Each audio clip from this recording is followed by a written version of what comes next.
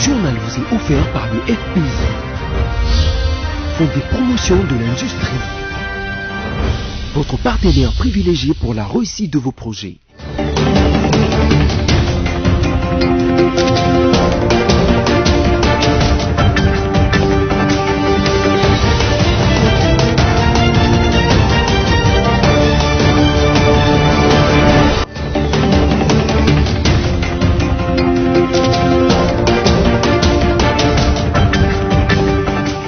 C'est l'heure de vous informer tout de suite les titres de l'actualité DC Journal.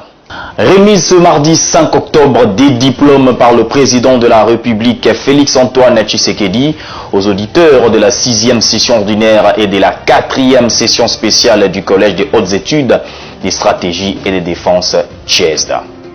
Début ce mardi à Mbujimaï des retraits des diplômes d'État de l'édition 2020. C'est le ministre de l'EPST, Tony Mwaba, qui a procédé à la remise symbolique. Le gouverneur de la ville de Kinshasa, Jean Tiningobila, a pris acte de l'organisation du meeting de la coalition Lamuka prévu ce samedi 9 octobre 2021 au terrain Sainte-Thérèse dans la commune de Ndjili. Après le titre, place au développement, mesdames et messieurs, bienvenue. Remise ce mardi 5 octobre de diplômes par le président de la République, Félix-Antoine Tshisekedi, aux auditeurs de la 6e session ordinaire, de la 4e session spéciale du Collège des hautes études des stratégies de défense, CHESD, en présence du président Denis Sassou Nguesso, parrain de la 6e promotion. Merveille Bava Bebaye.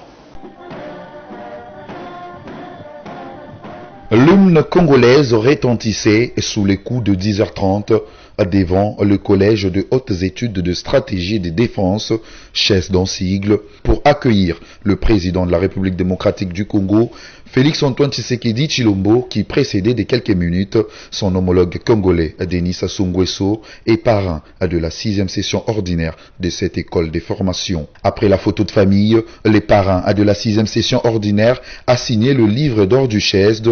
Ensuite, les deux chefs d'État se sont rendus dans la salle de conférence après quelques minutes passées en tête-à-tête.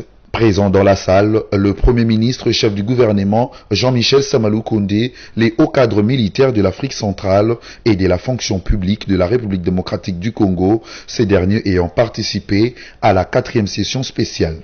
Puis les moments étaient au mot d'ouverture prononcé par le général-major Moudiaï Mamba, commandant du CHESD, qui a eu à donner un aperçu de cet établissement militaire de niveau post-universitaire à vocation sous-régionale créé en 2016. Cette cérémonie n'a pas seulement connu la remise de brevets aux lauréats militaires de la 6e session ordinaire dénommée Denis Sassou Nguesso, mais également à ceux de la 4e session spéciale du CHESD et de la 4e session de l'école supérieure de l'administration militaire par le président de la RDC et son homologue. Le chef de l'État Félix-Antoine Tshisekedi Tshilombo a à cette occasion ouvert la 7e session ordinaire de ce programme de la communauté des États de l'Afrique centrale, CEEAC en sigle. Dans l'actualité également, il se tient à Genève, en Suisse, du 4 au 8 octobre, la 72e session du comité exécutif du programme des Hauts Commissariats des Nations Unies pour les réfugiés HCR. La République démocratique du Congo est représentée à ses assises par le vice-premier ministre en charge de l'Intérieur et Sécurité, Daniel Asselo. Christelle Gendap nous en fait les points. Le VPM de l'Intérieur, Daniel Asselo Okito, alors de son discours à la 72e session du comité exécutif du programme au commissariat des Nations Unies pour les réfugiés, affirmé que la RDC exhorte ses partenaires, à savoir la République du Congo, la Namibie, le Burundi et le Rwanda, à redynamiser le tripartite respectif déjà engagé avec le Haut Commissariat des Nations Unies pour les réfugiés afin de permettre le retour volontaire de nos compatriotes réfugiés en toute sécurité et dignité. Favoriser le déplacement massif de ces populations, tant à l'intérieur qu'à l'extérieur de ces frontières, le gouvernement de la République démocratique du Congo fait face aujourd'hui à d'autres défis, notamment la pandémie de la Covid-19 et la prolifération des groupes armés locaux et étrangers. Comme si cela ne suffisait pas, la République démocratique du Congo fait également face aux catastrophes naturelles, comme ce fut le cas de l'éruption du volcan Nyiragongo au mois de mai dernier à Goma, dans la province du Nord Kivu. Il s'en est malheureusement suivi de nombreux déplacements de populations dont les besoins restent globalement non couverts en dépit des efforts déployés par le gouvernement avec l'appui de la communauté internationale, sans oublier les gestes de solidarité nationale posés par certains compatriotes.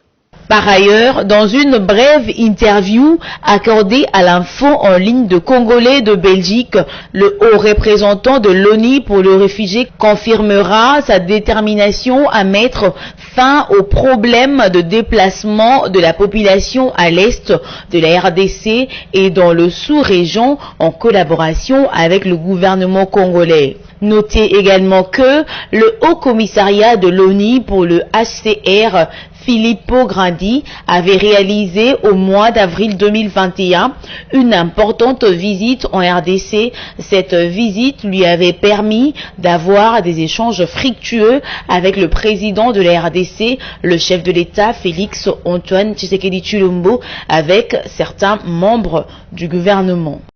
Dossier RAM, on en parle dans ce journal. Le Fonds commun pour le Congo, FCC, dénonce la programmation de la plénière consacrée aux réponses du ministre des Pétentique au-delà du réglementaire et exige la démission du ministre et la suspension sans condition de la taxe RAM, registre des appareils mobiles. Dans sa déclaration du lundi 4 octobre à Kinshasa, le FCC de Joseph Kabila qualifie cette fixation tardive de la plénière d'une manœuvre dilatoire orchestrée par les bureaux de l'Assemblée nationale pour étouffer les votes parlementaires sur cette question. Suivez.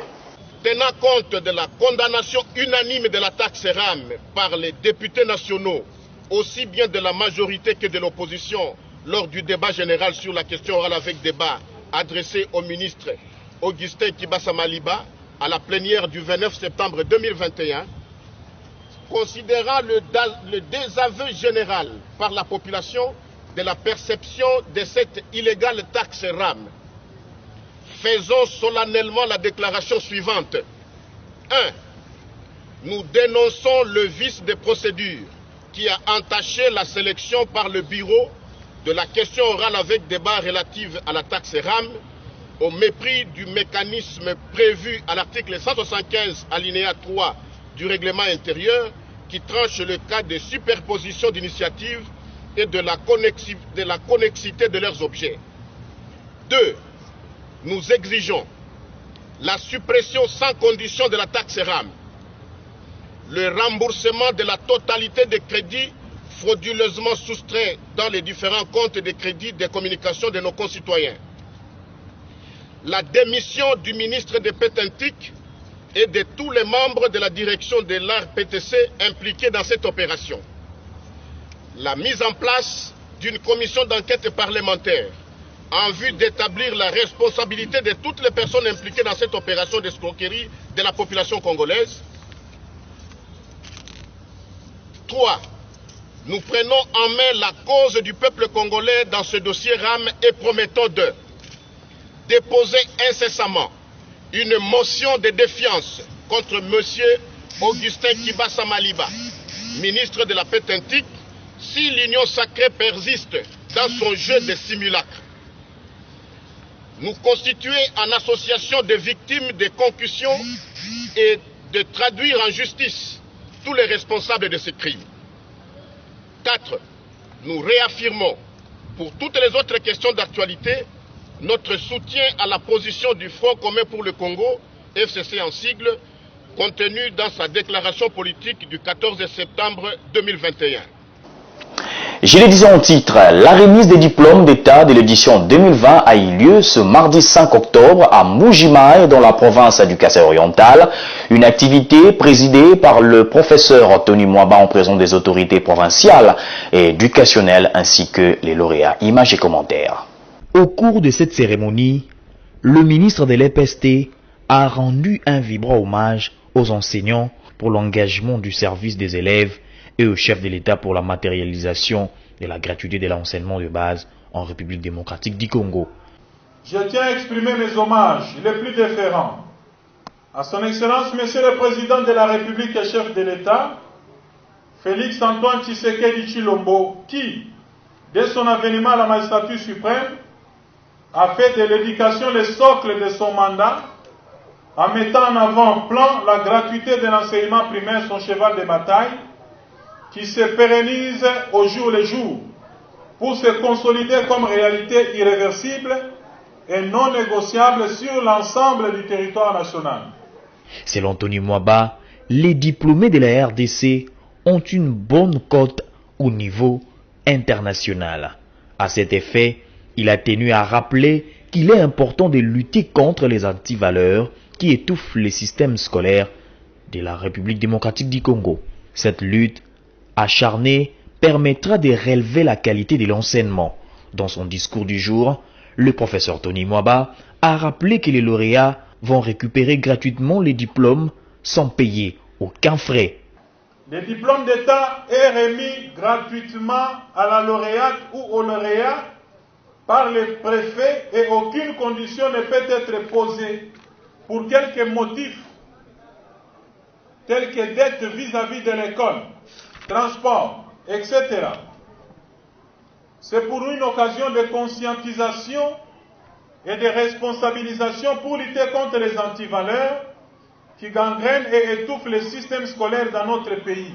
Émus, les représentants des lauréats a loué les gestes du ministère de l'EPST et les efforts qui mènent le gouvernement dans les secteurs de l'éducation afin de mettre fin aux arriérés des diplômes des années antérieures. Cette remise officielle des diplômes dans la province du Kassai-Oriental intervient quelques mois après celle de la province du Sud-Kivu. À Bunia, chef-lieu de la province de l'Ituri, la rentrée scolaire n'a pas été effective. Dans des écoles conventionnées catholiques protestantes, les bleus et blancs n'ont pas décoré plutôt le lundi 4 octobre leur cours scolaire à travers la ville. C'est là suite au mot d'ordre du syndicat des enseignants de ces écoles. Sophia Zavrati. L'insécurité dans la ville de Bunia, capitale provinciale de l'Ituri, a impacté sur la rentrée scolaire du lundi 4 octobre 2021 dans plusieurs cités de cette ville-là. Des sources de la société civile affirment que plus d'une centaine d'établissements n'ont pas ouvert leurs portes, notamment à Kamonda et sur l'axe routier Loyamambelinga dans les territoires d'Irumu et dans plusieurs localités du territoire des Djougou à cause de l'insécurité. D'autres écoles ont été délocalisées dans des milieux plus sécurisés. Certains parents se plaignent en effet du contexte difficile dû à l'insécurité qui ne leur permet pas d'acheter les uniformes et les fournitures scolaires pour leurs enfants. Et dans d'autres entités, les écoles sont carrément fermées. En bref, le gouverneur de la ville de Kinshasa, Jean-Tini Ngobila, a pris acte de l'organisation du meeting de la coalition Lamuka prévu ce samedi 9 octobre au terrain Sainte-Thérèse de la commune de Ndjili. Ce meeting de Lamuka intervient après les reports d'une marche programmée le 29 septembre dernier pour exiger la dépolitisation de la Commission électorale nationale indépendante CENI. En santé, le bulletin quotidien sur la situation épidémiologique en RDC du lundi 4 octobre, publié ce mardi par les comités multisectoriels de la riposte à la Covid-19 au pays, renseigne que sur les 1599 échantillons testés, 13 nouveaux cas ont été confirmés positifs dans 4 provinces, dont 6 à Kinshasa, 4 au Lualaba, 2 à la Chopo et 1 au Nord Kivu. En province, la mairie de Bunia, dont la province de l'Ituri, est dotée de 10 motos pour lutter contre la criminalité urbaine en cette période où les forces armées mènent les opérations contre les miliciens dans cette périphérie. C'est un reportage de la presse locale. Ces motos pimpant neuves, dont du gouverneur militaire de l'Ituri. La remise de ces engins motorisés rentre dans le cadre du renforcement de la sécurité en ville de Bunia et environ à cette période où les forces armées sont à la poursuite des forces ennemies, précise le gouverneur militaire de l'Ituri, le lieutenant général Luboyanka Johnny. Monsieur le maire, je vous remets ces 10 motos pour la sécurisation de la ville de Bunia. Et je vous demande de les utiliser en bon père de famille. Et l'insécurité qui a été créée par des motards, il faudrait que le commandant ville soit aussi mobile avec ses hommes pour la poursuite de tous ces bandits-là. Le maire de la ville de Bunia, le commissaire supérieur principal, John Chabunwamigo, qui a réceptionné ces dons, promet en faire un bon usage. Aujourd'hui, je viens de recevoir 10 motos qui s'ajoutent à d'autres jeeps déjà reçus en Amérique. Et je vous promets que je vais les utiliser en mon père de famille. Ce sont des motos que nous allons utiliser dans le cadre des patrouilles nocturnes. Depuis l'avènement de l'état de siège en Ituri, le gouverneur Luboyan Kachoma Johnny consentut les sacrifices dans la restauration de l'autorité de l'État en Ituri. Tel est le souhait du commandant suprême de FRDC et de la PNC, Félix Antoine Tshisekedi Tshilombo. En sport, deux nouveaux léopards se sont rajoutés dans la liste de Hector Cooper pour la double confrontation contre Madagascar, comptant pour la 3e et 4e journée des éliminatoires de la Coupe du Monde Qatar 2022. Il s'agit de Joël Ngandou et André Boukia, les joueurs qui viennent respectivement de Victoria Plizen en République tchèque et du FC Arouca du Portugal ont colmaté le brèche laissé par Yannick Bolassi et Meshak Elia déclaré forfait. Sami Bosongo. Ils s'appellent André Boukia et Joël Kayambangandou. Ils ont été convoqués par le patron du staff national de la sélection congolaise Hector Cooper pour remplacer Yannick Bolassi, Gaël Kakuta et Meshak Elia qui ne seront pas de la partie lors des deux confrontations entre le Madagascar et la RDC dans le cadre des éliminatoires de la Coupe du Monde Qatar 2022 dans le groupe J. André Boukia est joueur du club Arouca FC en première division portugaise. Il est l'auteur d'un bon début de saison en Liga et présente des statistiques admirables. Joël Kayambangandou est sociétaire de Victoria Plzen qui évolue dans la Fortuna Liga en République tchèque. C'est un ailier droit capable d'évoluer aussi comme milieu de terrain. La sélection et l'arrivée de ces deux athlètes ont été confirmées par la Fédération congolaise de football association, FECOFA en acronyme, sur son site ce mardi 5 octobre. D'après des sources sportives, 17 joueurs sont déjà dans la capitale congolaise et 6 joueurs ont été attendus ce mardi 5 octobre. Parmi eux, André Boukia et Joël Kayamba. Selon le programme des Léopards, un entraînement a été prévu à partir de 16h30 ce mardi. Et c'est ce jeudi 7 octobre à 14h, heure de la capitale, que les Léopards de la RDC croiseront le fer avec le barrière de Madagascar au stade de Martyrs de la Pentecôte. En voilà comme Ligue 1, le FC Renaissance vers une descente aux enfers. Le club orange de Kinshasa ont très mal entamé cette saison. Les hommes de Willy Mandala sont à leur 3e revers devant les kamikazes de Kolwezi lundi 4 octobre. Les Banafibo n'ont pas pu sortir à tête haute. Malmenés par l'AS Simba, les Rennais ont une fois de plus laissé leur peau au stade Kouarampova sur un score de 2-1. Encore une fois, Sami Bosongo. Les tonnerres ont encore grondé sur le ciel de la team orange de la capitale congolaise lundi 4 octobre au centre technique Kouarampova où les Banafibo, pour la 2e fois en cette 27e édition de la Vodacom Ligue 1, ont lâché la bride aux prises avec les kamikazes de l'association sportive Simba. Le club de Kolwezi a marqué ses 2 buts par les athlètes Kassien Toko et Ilunga Nsungu, respectivement à la 27e et à la 60e minute. L'unique marque du FC Renaissance est intervenue à la 44e minute par Sengana. Après 3 journées, l'AS Simba compte 3 points et en autant de sorties, le FC Renaissance n'a grappillé qu'un tout petit point.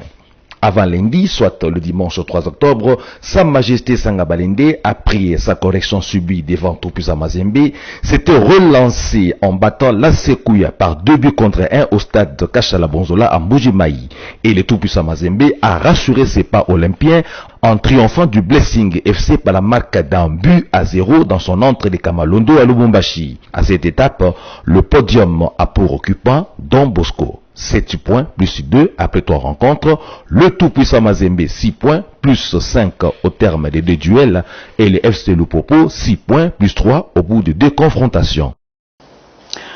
Ne nous quittez pas, la revue de presse, c'est dans un instant.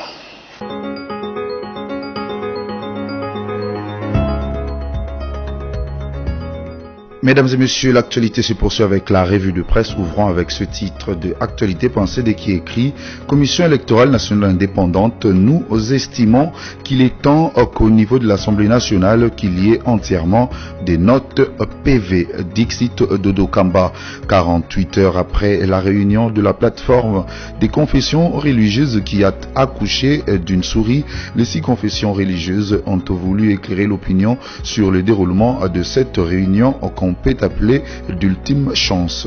Au cours d'un point de presse organisé ce lundi 4 octobre à Kinshasa, les prophètes Dodo Kamba, représentant de l'église de réveil du Congo et porte-parole de 6 confessions religieuses, appellent les députés nationaux à entériner le choix opéré par la majorité des membres de leurs composantes.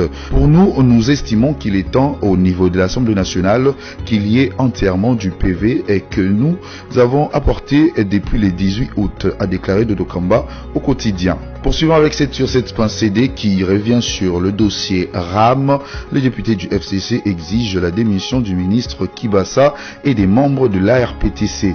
Les Front commun pour le Congo FCC, à travers une déclaration rendue publique lundi 4 septembre 2021, exige la suppression sans condition de la taxe RAM sur les registres des appareils mobiles. En outre, la plateforme politique chère à l'ancien président de la République Joseph Kabila exige le remboursement de la totalité des crédits frauduleusement soustraits des différents comptes de crédit des citoyens, la démission du ministre des Postes, Télécommunications et Nouvelles Technologies de l'Information et de la Communication, Augustin Kibasa, et de tous les membres de l'autorité des régulations des postes et télécommunications du Congo, RPTC, impliqués dans les dossiers RAM. À cet effet, le FCC réclame la mise en place d'une commission d'enquête parlementaire en vue d'établir la responsabilité de toutes les personnes impliquées dans cette opération d'escroquerie de la population congolaise.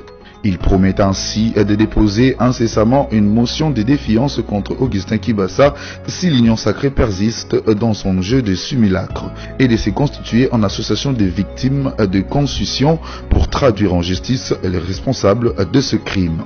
Actualité.cd pour terminer, mesdames et messieurs, les États-Unis pour un partenariat avec le pays abritant les grandes forêts, écrit ce quotidien. Les États-Unis veulent nouer un partenariat avec le pays abritant les grandes forêts de la planète, dont celle du bassin du Congo, en vue de protéger ces couverts végétaux qui participent à la régulation du climat, a déclaré lundi à Brazzaville un envoyé du président américain pour le climat. C'est que le gouvernement américain vise aujourd'hui, en marge de la COP26, à Glasgow en novembre prochain, c'est de faire une annonce officielle selon laquelle le gouvernement américain s'engage à travailler avec les pays abritant ces importantes forêts, a indiqué à la presse dans la capitale congolaise Jonathan Pershing, envoyé spécial adjoint du président américain pour le climat. Il a évoqué l'Amazonie, l'Indonésie et les bassins du Congo, reconnus comme le deuxième poumon écologique de la planète avec ses 220 millions d'hectares de forêts dont 57% se trouvent en République démocratique du Congo et 10 au Congo voisin. Et voilà tout pour la revue de presse de ce soir, mesdames et messieurs. Au revoir.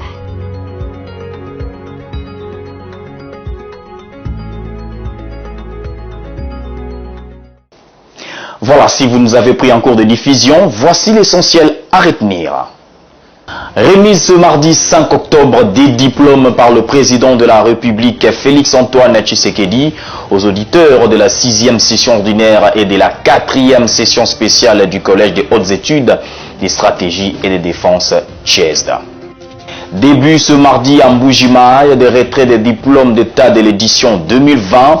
C'est le ministre de l'EPST, Tony Mwaba, qui a procédé à la remise symbolique. Le gouverneur de la ville de Kinshasa, Jean Tiningobila, a pris acte de l'organisation du meeting de la coalition Lamuka prévu ce samedi 9 octobre 2021 au terrain Sainte-Thérèse dans la commune de Ndjili. Ce journal est terminé. Merci de l'avoir suivi. L'actualité reste en continu sur votre chaîne. Vivez heureux.